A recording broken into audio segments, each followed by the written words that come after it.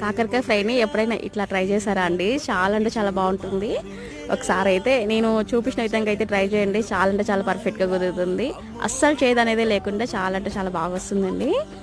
First అయితే కొన్ని పల్లీలు అయితే తీసుకొని వేయించుకొని అయితే పక్కనైతే పెట్టుకోవాలి.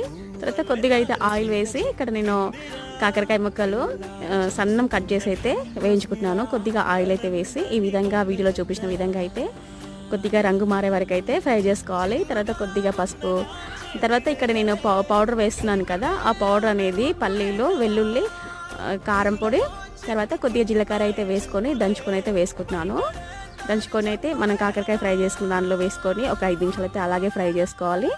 చివరిలో కొద్దిగంత సాల్ట్, తర్వాత కొద్దిగంత కొత్తిమీర వేసుకొని ఫ్రై చేసుకుంటే చాలా అంటే చాలా బాగుంటుంది. అస్సలు చేదనేదే లేకుండా ఉంటుంది.